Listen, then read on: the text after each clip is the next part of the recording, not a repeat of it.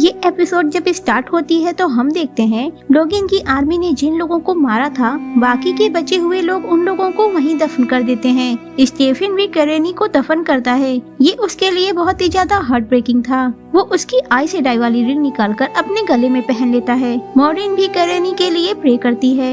उन लोगों ने सारी डेड बॉडीज को एक व्हील के शेप में दफन किया था। नेक्स्ट सीन में हम देखते हैं वो सब लोगन को लेकर व्हाइट टावर जा रहे थे। उन्होंने लोगन के गले में किसी जानवर की तरह रस्सी बांधी थी। रास्ते में लेन और मॉरिन नाइनिव के बारे में बात करते हैं। मॉरिन कहती है कि वो पूरी तरह से तैयार है व्हाइट टावर जाने के लिए।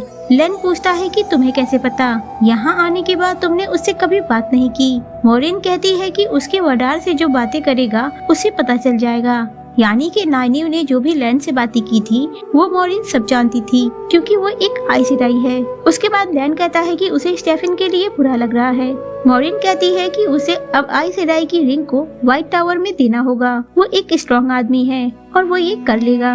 उसके बाद लैंड पूछता है कि वो चारों कहाँ होंगे। मॉरिन कहती है कि वो चारों हमें ढूंढ लेंगे और अगर नहीं ढूंढ पाए तो हम उन्हें ढूंढ लेंगे। नेक्स्ट सीन में हम रैंड और मैट को देखते हैं। वो चलते चलते व्हाइट टावर तक पहुँच चुके थे। जिस रास्ते वो सब जा रहे थे उस रास्ते पर कई सारे और भी लोग थे जो पास के ही शहर में जा रहे थे। तब रैंड देखता है कि उन्हें सामने व्हाइट टावर नजर आ रही थी। वो दोनों उस शहर में पहुंच जाते हैं। वो शहर काफी रिच था।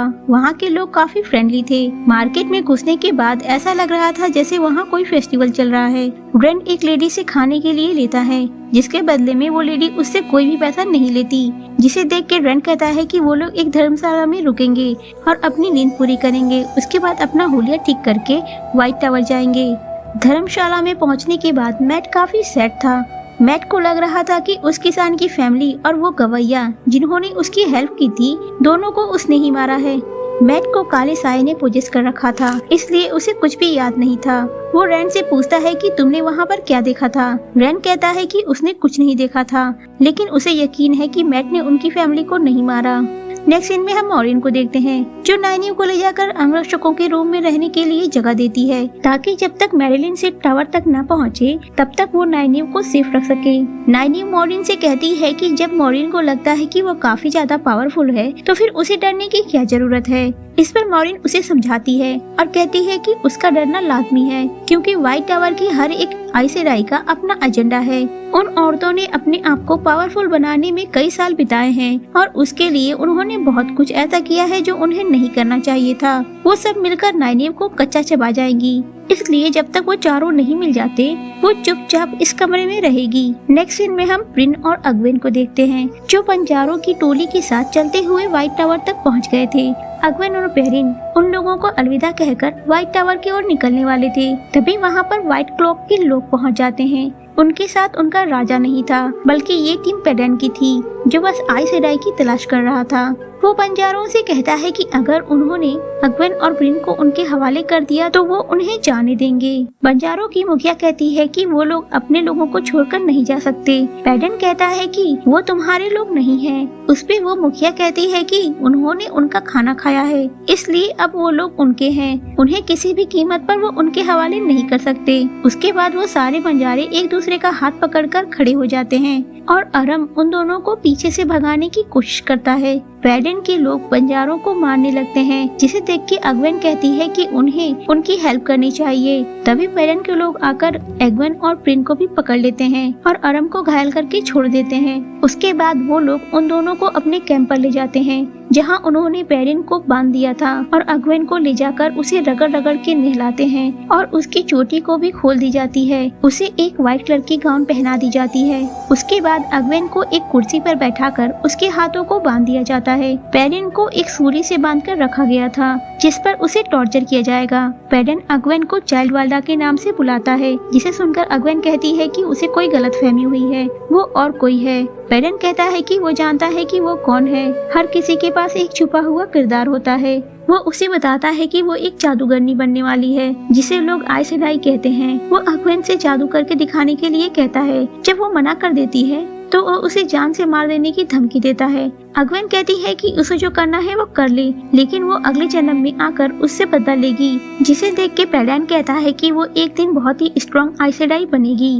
उसके बाद वो प्रेन के पीठ पर कट करने लगता है जिसे देख के अगवेन को बहुत दुख होता है। पैडन अगवन से कहता है कि वो उसकी चिंता मत करे क्योंकि वो उसका वरदान नहीं बनने वाला।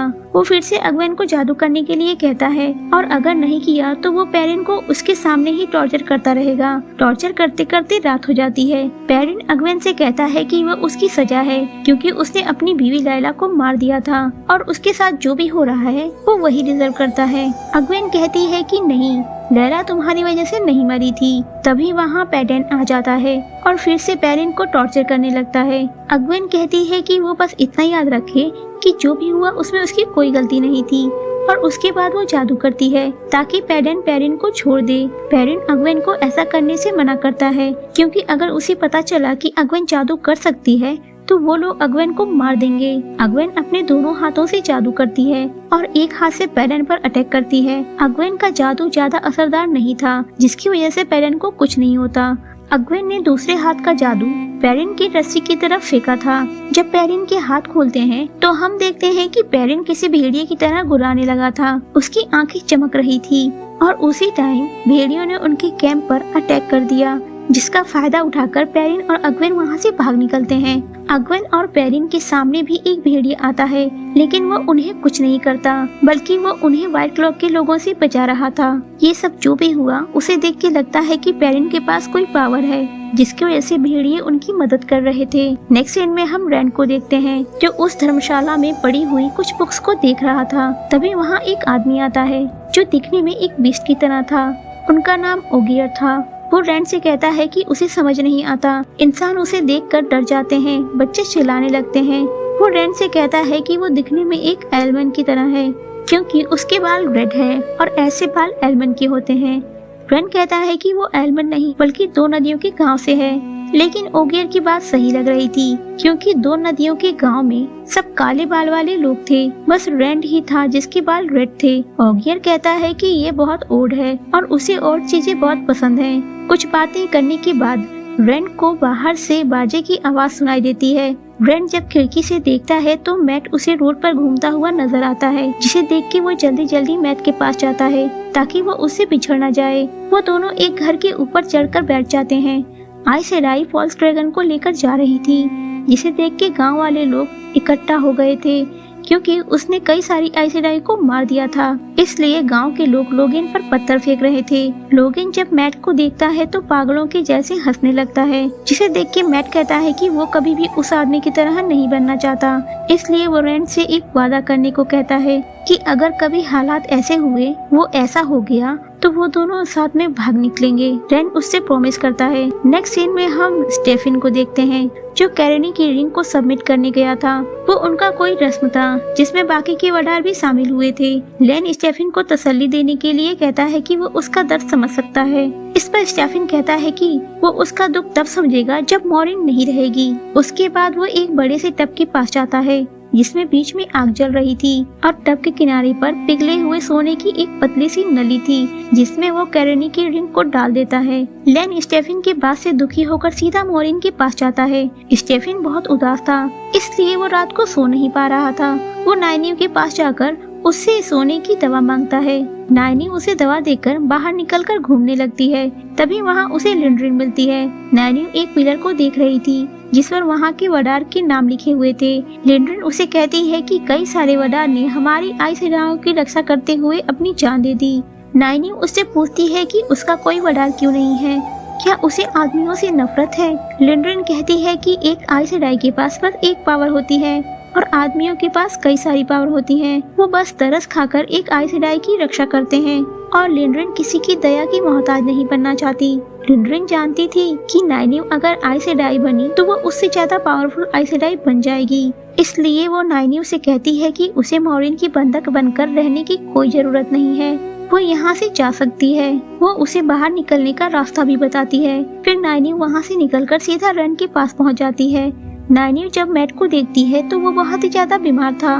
रैंड नाइनिव से कहता है कि उसे लगता है कि मैट जादू कर सकता है, जिसकी वजह से उसकी ये हालत हो गई थी। इस सीरीज में जादू सिर्फ औरतें करती हैं। अगर आदमी करता है तो वो पागल हो जाता है या बीमार हो जाता है और एक दिन मर जाता है। वो नाइनिव से कहता है कि उसे आइस सेडाई पर भरोसा नहीं है।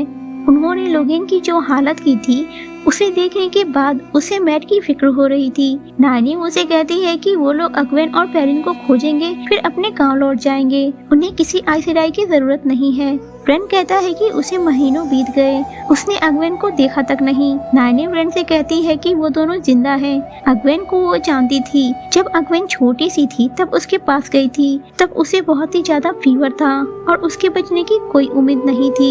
जब नानी ने उसे दवा दिया तब अगवेन ने दवा नहीं ली और जब सुबह हुई तो उसका फीवर अपने आप ठीक हो चुका था। वो रैन से कहती है कि उसे अगवेन पर पूरा भरोसा है, अगवेन को कोई तोड़ नहीं सकता।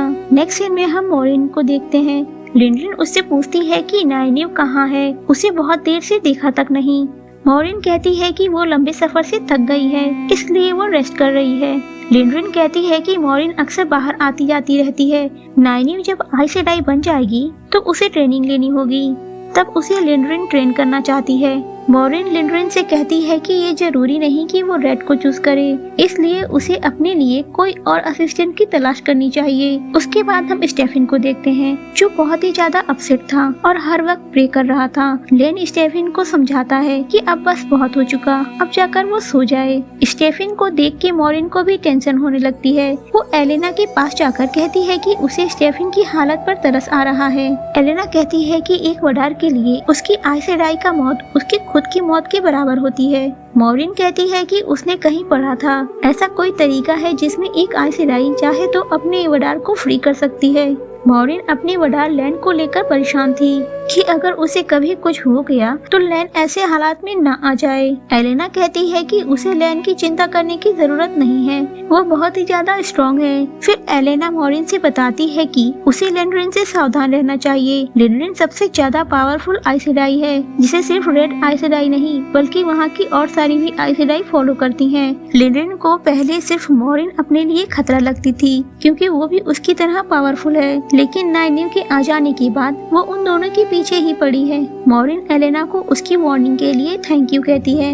एलेना के चले जाने के बाद मॉरिन एक छोटा सा दीवार में बना हुआ दरवाजा खोलती है। उस दरवाजे के पीछे एक पेंटिंग थी। नेक्स्ट सीन में हम फिर से स्टेफिन और लैन को देखते हैं। लैन आज रात स्टेफिन के साथ ही रहने वाला था ताकि उसे अकेलापन ना फील हो। स्टेफिन लैन से नाइनिव के बारे में पूछता है। स्टेफिन कहता है कि नाइनिव ने पहली बार उसकी ही जान बचाने के लिए अपनी शक्ति का प्रयोग किया। स्टेफिन को लगता है कि नाइनिव लैन से प्यार करती है, इसलिए वह उसे मरता हुआ नहीं देख पाई। लैन कहता है कि अगर ऐसा है तो ये उसके लिए बुरा है। स्टेफिन कहता है कि प्यार दोनों के लिए ही बुरा होता है, वो तुम्हारे लिए भी बुरा ही होगा।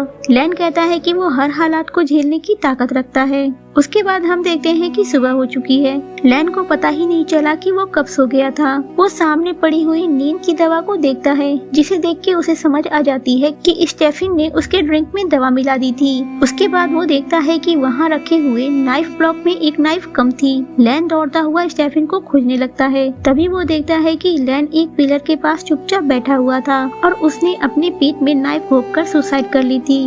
उसके बाद स्टेफिन के फ्यूनरल में लैन और बाकी के वडार भी मौजूद थे। लैन स्टेफिन के फ्यूनरल में चीख चीख के रोने लगता है। मॉरिन भी वहीं थी, सब रो रहे थे। एपिसोड 6। ये एपिसोड जब स्टार्ट होती है तो हम एक लड़की को देखते हैं जिसका नाम स्वान है, जो अपने डैड के साथ नदी के किनारे एक छोटे से घर में रहती थी। उसके डैड और वो दोनों मिलकर मछलियाँ पकड़ते थे। एक सुबह जब स्वान अपने डैड के साथ मछलियाँ पकड़ने गई थी तब उसके डैड का जाल फंस जाता है। तब उसके डैड के फंसे हुए जाल को स्वान अपने पावर से सुलझा देती है। उसके डैड उसे समझाते हैं कि उसे अपने पावर का इस्तेमाल नहीं करना चाहिए। अगर वहाँ के लोगों को पता चल गया कि वो जादू कर सकती है तो उसे मार दिया जाएगा। जब वो दोनों वापस घर आते हैं तो देखते हैं कि उनका घर जलकर खाक हो चुका था और एक दीवार पर एक निशान बना हुआ था, जिसे देख के उसके डैड को समझ आ जाता है कि वो लोग स्वान की तलाश में ही आए थे।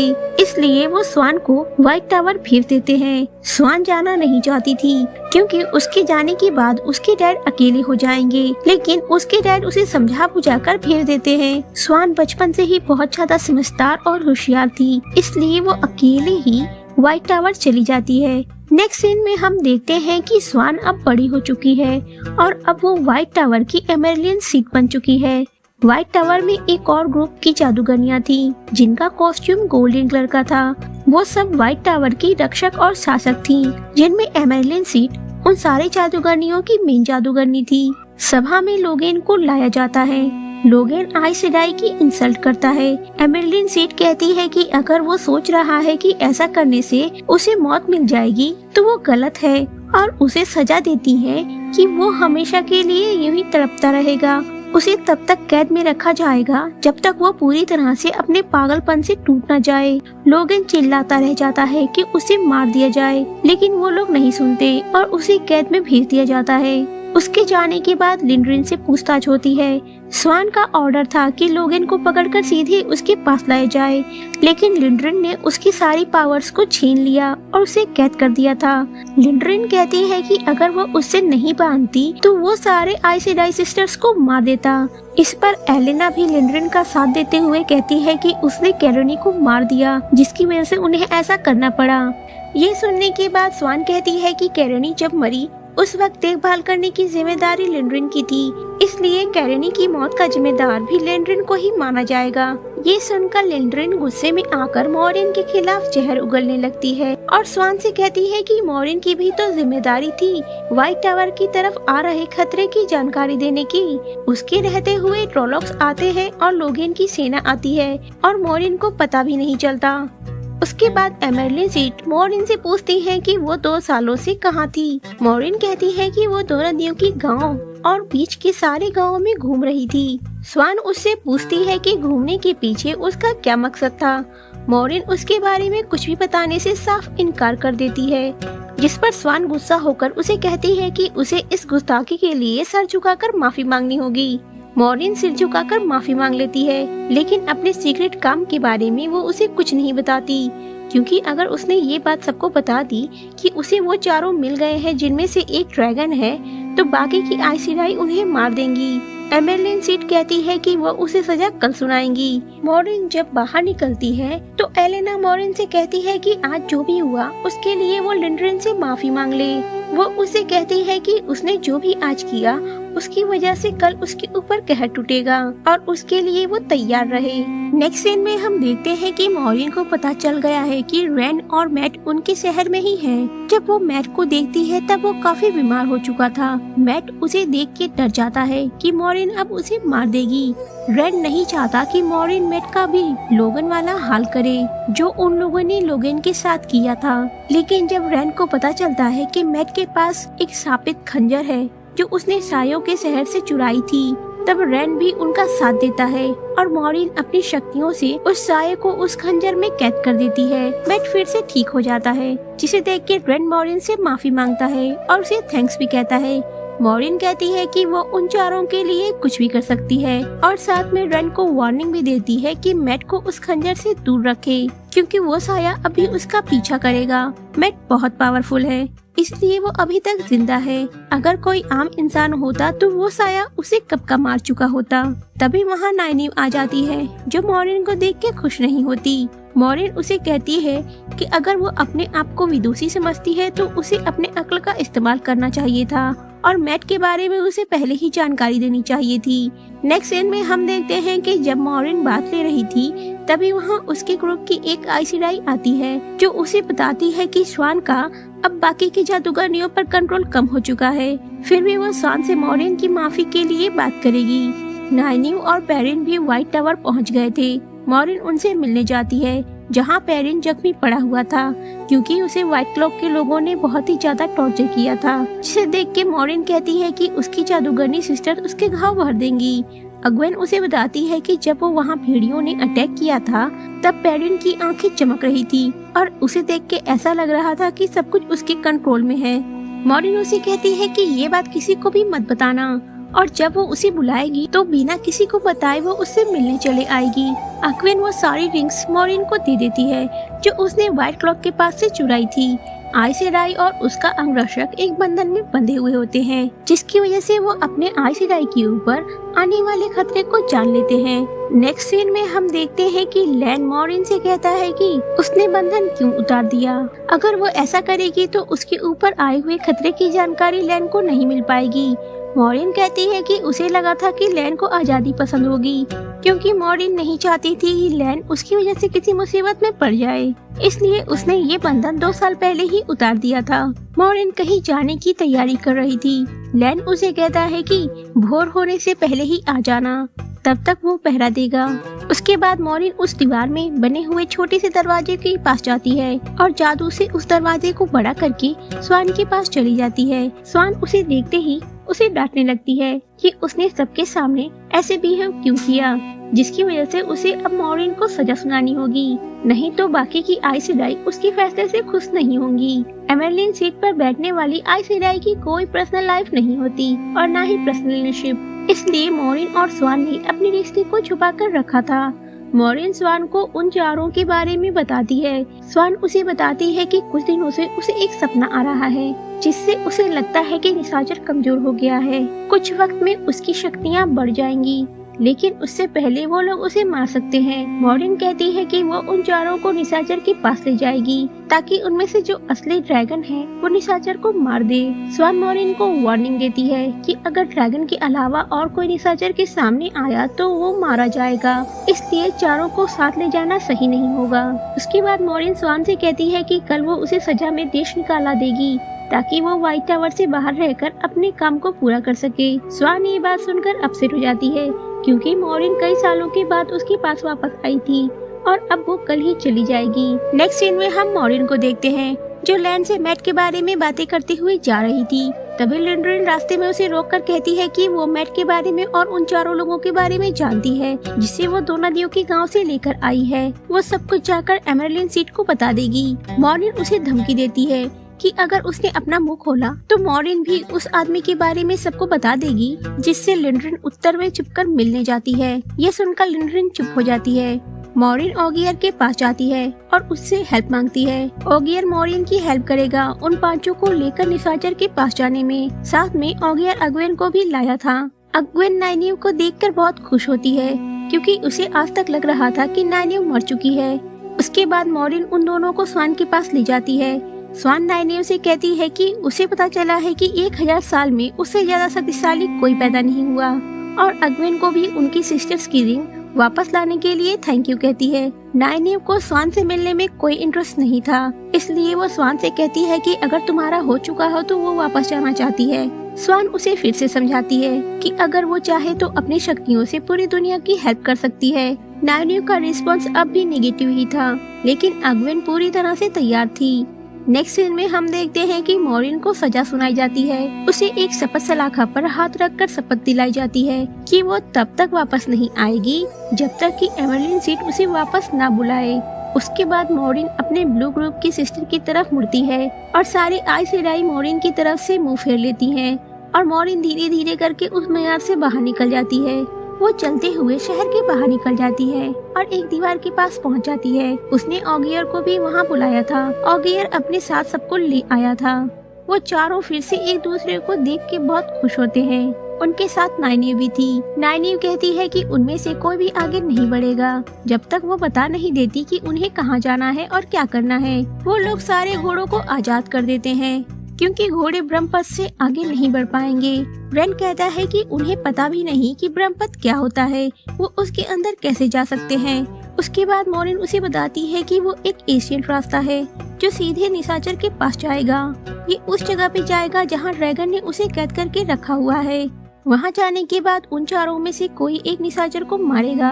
इस पर रेन कहता है कि उन्हें तो पता भी नहीं कि ड्रैगन कौन है। मॉरिन कहती है कि ये जानने के लिए उनके पास वक्त नहीं, क्योंकि इस वक्त निशाचर की शक्तियाँ बहुत ही कमजोर हो चुकी हैं और वो धीरे धीरे पावरफुल होते जा रहा है। अगर उन्होंने अब नहीं रोका तो उसकी सेना गांव के गांव तबाह कर देगी और वो धीरे धीरे बहुत ही ज्यादा पावरफुल हो जाएगा। उनके गांव में जो भी हुआ अभी वो कुछ नहीं था। निशाचर किसी को भी नहीं छोड़ते। उसके बाद अग्वेन पूछती है कि उन लोगों का क्या होगा जो ड्रैगन नहीं है। मॉरिन इस बात का जवाब जानती थी, लेकिन थोड़ा हिचकिचाते हुए वो कहती है कि कुछ सवालों के जवाब वक्त आने पर ही पता चलते हैं। जिसे सुनकर मैट होशियार हो जाता है और कहता है कि वो नहीं जाना चाहता। मॉरिन कहती है कि अब वापस लौटने का कोई रास्ता नहीं। उसके बाद मॉरिन उस दीवार पर जाकर जादू करती है और एक पोर्टल ओपन करती है उस पोर्टल के अंदर बिजलियां कड़क रही थी और काफी अंधेरा था। सब लोग अंदर चले जाते हैं लेकिन मैट नहीं जाता। उसके साथी उसे बुलाते हैं लेकिन फिर भी वो अंदर नहीं जाता और पोर्टल बंद हो जाती है और ये एपिसोड यहीं पर खत्म हो जाती है।